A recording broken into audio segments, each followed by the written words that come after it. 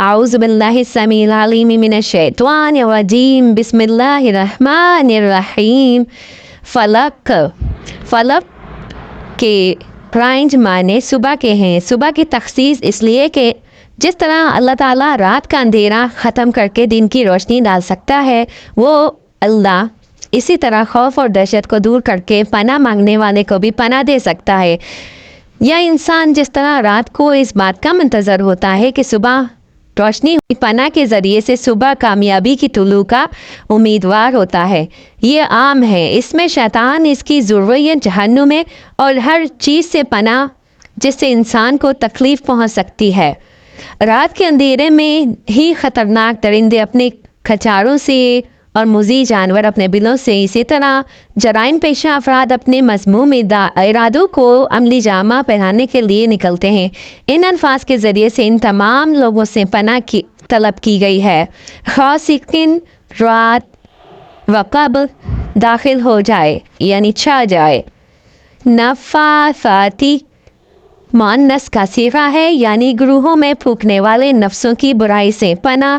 اس سے مراد جادو، کالا جادو عمل کرنے والے مرد اور عورت دونوں شامل ہے، یعنی اس میں جادوگروں کی شرارت سے پناہ مانگی گئی ہے۔ جادوگر پڑھ کر پھونک مارتے ہیں اور گرہ لگاتے ہیں، یعنی گرہ لگانے والے جادو کرتے ہیں۔ گرہ لگانا منع ہے اور اس پر پھونکنا جادو ہے۔ عام طور پر جس پر جادو کرتا ہے جادوگر، اس کے بال یا کوئی چیز ایسی حاصل کر کے اس پر یہ عمل کیا جاتا ہے۔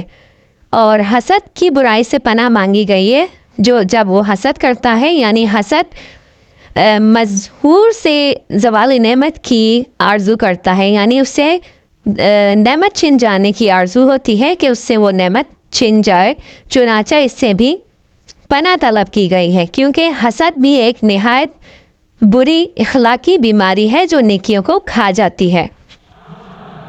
سلم پر جادو کیا گیا تو جبریل علیہ السلام یعنی وہ دو صورتیں لے کر حاضر ہوئے اور فرمایا کہ یہودی نے آپ صلی اللہ علیہ وآلہ وسلم پر جادو کیا ہے اور یہ جادو فلاں کنویں میں ہے۔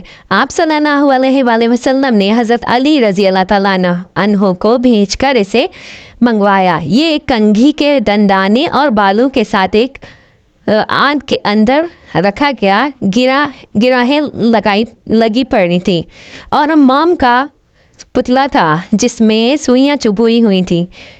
جبریل علیہ السلام کے حکم کے مطابق آپ ان دونوں صورتوں میں سے ایک آیت پڑھتے جاتے، یعنی سورہ فلق اور سورہ ناس، اور گرہ کھلتی جاتی اور سوئیاں نکلتی جاتی۔ خاتمے تک پہنچتے پہنچتے ساری گراہیں بھی کھل گئیں اور سوئیاں بھی نکل گئیں اور آپ اس طرح صحیح ہو گئے جیسے کوئی جکڑا ہوا بندہ آزاد ہو جاتا ہے۔ آپ کا یہ معمول بھی تھا کہ رات کو سوتے وقت سورہ اخلاص اور سورہ فلق پڑھ کر ہتھیلیوں پر پھونکتے اور پھر انہیں پورے جسم پر پھیر لیتے جہاں تک ان کا ہاتھ جاتا، اور یہ 2 مرتبہ کرتے۔ صدق اللہ العظیم۔